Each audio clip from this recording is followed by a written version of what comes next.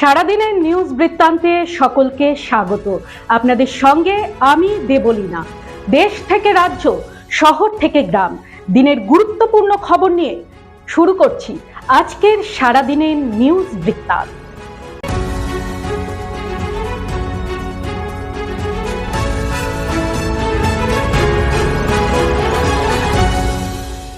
সারাদিনের নিউজ বৃত্তান্ত নিবেদন করছেন জুয়েলার্স, সোনা যা সর্বক্ষণের। Agnishwar jewellers, NS road, Raiganj. Shri Dhaka jewellers, আভিজাত্যের গয়না। ত্রিনয়নী জ্যোতিষ কার্যালয়, শ্যামপুর মোড়, দেবীনগর, রায়গঞ্জ। নেশামুক্ত সমাজ করতে Raiganj unity foundation, Rupahar, Raiganj. North বেঙ্গলের সেরা সুপার স্পেশালিটি হাসপাতাল Jibanrekha. Spectrum healthcare diagnostics, Apollo clinic, এখন রায়গঞ্জে।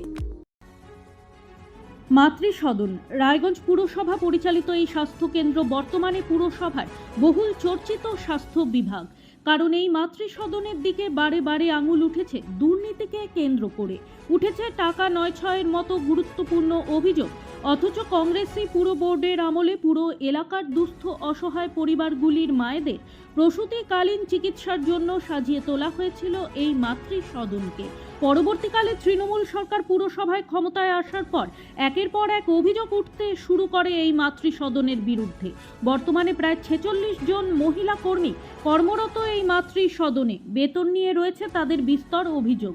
বৃহস্পতিবার পুর প্রশাসকের কাছে লিখিতভাবে অভিযোগ জানান সেই সকল মহিলা স্বাস্থ্যকর্মীদের একাংশ। স্বাস্থ্যকেন্দ্রের ম্যানেজার জয়দেব দাসের বিরুদ্ধে সরাসরি অভিযোগ আনেন তারা। এর পাশাপাশি অবিলম্বে সমকাজে সমবেতন এবং প্রতি মাসে বেতনের দাবিতে সরব হতে দেখা যায় তাদের। যদিও অবিলম্বে ম্যানেজার জয়দেব দাসের বিরুদ্ধে আইনি প্রক্রিয়া শুরু করে প্রকৃত তদন্ত দাবি করেছে কংগ্রেস এবং বিজেপি। ছেলের শ্বশুরবাড়ি থেকে দাবি মতো যৌতুক না মেলায় বধূকে হত্যায় অভিযুক্ত শ্বশুরকে গ্রেপ্তার করে রায়গঞ্জ আদালতে পেশ করল হেমতাবাদ থানার পুলিশ। জানা গিয়েছে ধৃত ব্যক্তির নাম জ্যোতিষ চন্দ্র রায়, বয়স 53, বাড়ি হেমতাবাদের শীতলপুর এলাকায়। বৃহস্পতিবার ওই ব্যক্তিকে রায়গঞ্জ আদালতে পেশ করেছে হেমতাবাদ থানার পুলিশ। জানা গিয়েছে 2 মাস আগে শ্বশুর বাড়ি থেকে উদ্ধার হয় বধূর ঝুলন্ত মৃতদেহ। এরপর মেয়ের পরিবার স্বামীসহ শ্বশুর বাড়ির লোকেদের বিরুদ্ধে হত্যার অভিযোগ করে। স্বামী আগেই গ্রেপ্তার হয়েছিল, এবারে শ্বশুরকে গ্রেপ্তার করে রায়গঞ্জ আদালতে পেশ করল পুলিশ। 1975 সালের 25শে জুন দেশে জারি হওয়া জরুরি অবস্থার বর্ষপূর্তি উপলক্ষে ভারতীয় জনতা পার্টির উদ্যোগে বুধবার উত্তর দিনাজপুর জেলা বিজেপি কার্যালয়ে কালা দিবস পালন করা হয়। এদিন দলের জেলা নেতৃত্ব, পদাধিকারী ও কর্মীরা উপস্থিত থেকে জরুরি অবস্থার সময়কার ঘটনাবলী স্মরণ করেন এবং গণতন্ত্র রক্ষার গুরুত্ব নিয়ে আলোচনা করেন। বিজেপির দাবি, তৎকালীন প্রধানমন্ত্রী ইন্দিরা গান্ধীর নেতৃত্বাধীন কংগ্রেস সরকার 1975 সালে জরুরি অবস্থা জারি করে দেশের গণতান্ত্রিক অধিকার ও মত প্রকাশের স্বাধীনতাকে খর্ব করেছিল।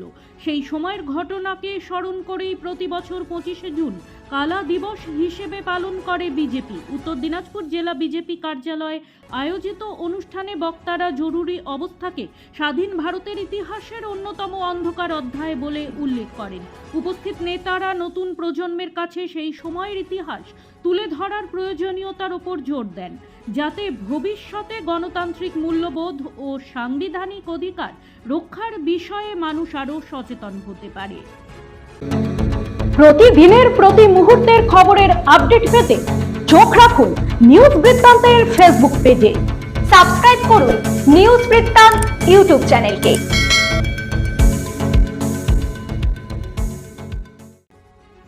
বৃহস্পতিবার সন্ধ্যায় হেমতাবাদে বিজেপির দলীয় কার্যালয়ে পালন করা হয় গণতন্ত্র হত্যা দিবস অর্থাৎ কালা দিবস। এই দিনটির তাৎপর্য ব্যাখ্যা করেন উপস্থিত নেতৃত্বরা। বিজেপির হেমতাবাদ মণ্ডল সভাপতি বিপ্লব সরকার, সাধারণ সম্পাদক মলয় কুমার দাস, যুব মোর্চার সভাপতি সুজিত কুমার শীল সহ অন্যান্য বিজেপি নেতৃত্বরা উপস্থিত ছিলেন এদিনের কর্মসূচিতে। 1975 সালের 25শে জুন তৎকালীন জনবিরোধী কংগ্রেস সরকার কর্তৃক আরোপিত স্বাধীনতা, গণতন্ত্র এবং নাগরিক অধিকার হরণকারী জরুরি অবস্থার 51তম বর্ষপূর্তি স্বাধীনতা পরবর্তী ভারতে ইতিহাস এই দিনটি কালা দিবস হিসেবে চিহ্নিত। অন্ধকারময় অধ্যায়ে সংবিধানকে পদদলিত করে দেশবাসীর কণ্ঠরোধ করা হয়েছিল, সংবাদপত্রে স্বাধীনতা হরণ করা হয়েছিল এবং লক্ষ লক্ষ গণতন্ত্রপ্রেমী মানুষকে বিনা বিচারে কারারুদ্ধ করা হয়েছিল। সেই গণতান্ত্রিক জরুরি অবস্থার বিরুদ্ধে লড়াই করে যারা আত্মত্যাগ করেছেন, গণতন্ত্র রক্ষায় যারা নির্যাতন সহ্য করেছেন, তাদের স্মরণে এবং নতুন প্রজন্মকে সেই ইতিহাস সম্পর্কে সচেতন করতে এই কর্মসূচি বলে জানান বিজেপির হেমতাবাদ মণ্ডল সভাপতি বিপ্লব সরকার। নিট পরীক্ষায় দুর্নীতির অভিযোগ তুলে দেশ জুড়ে প্রতিবাদ কর্মসূচি চালিয়ে যাচ্ছেন কংগ্রেস নেতা রাহুল গান্ধী। তারই অংশ হিসেবে রাজ্যের বিভিন্ন জেলা ও ব্লকে চলছে প্রতিবাদ সভা। বৃহস্পতিবার দুপুরে রায়গঞ্জের মহাত্মা গান্ধী ভবনে সাংবাদিক সম্মেলন করেন উত্তর দিনাজপুর জেলা কংগ্রেস সভাপতি মোহিত সেনগুপ্ত। তিনি বলেন, ডাক্তারি প্রবেশিকা পরীক্ষায় স্বচ্ছতা আনতে নিট পরীক্ষা চালু হয়েছিল, কিন্তু বাস্তবে বারবার প্রশ্নপত্র ফাঁস সহ নানা দুর্নীতির অভিযোগ উঠছে।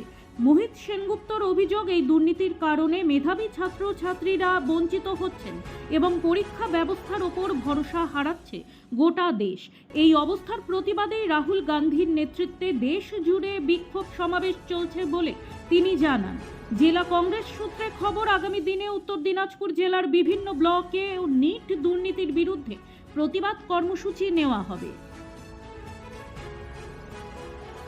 বৃহস্পতিবার দুপুরে ইটাহার থানার অন্তর্গত বানবল হাই স্কুলে অনুষ্ঠিত হল বর্ণাঢ্য ফল উৎসব।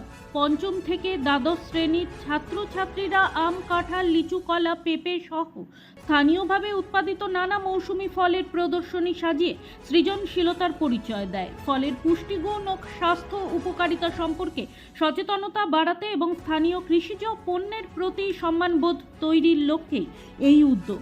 ভারপ্রাপ্ত প্রধান শিক্ষক চন্দ্র নারায়ণ সাহা, শিক্ষক স্বপন কুমার বর্মন, উৎপল মণ্ডল, শর্মিলা বসাক সহ অন্যান্য শিক্ষক শিক্ষিকারা উপস্থিত থেকে শিক্ষার্থীদের প্রশংসা করেন। ছাত্র শিক্ষকের সক্রিয় অংশগ্রহণে বিদ্যালয় চত্বরে উৎসবের আবহ তৈরি হয় এবং অনুষ্ঠানটি সফলভাবে সম্পন্ন হয়।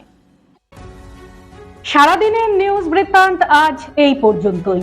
দেখতে থাকুন, সঙ্গে থাকুন, চোখ রাখুন নিউজ বৃত্তান্তে। নিউজ বৃত্তান্ত, হলুদ নয়, স্বচ্ছ।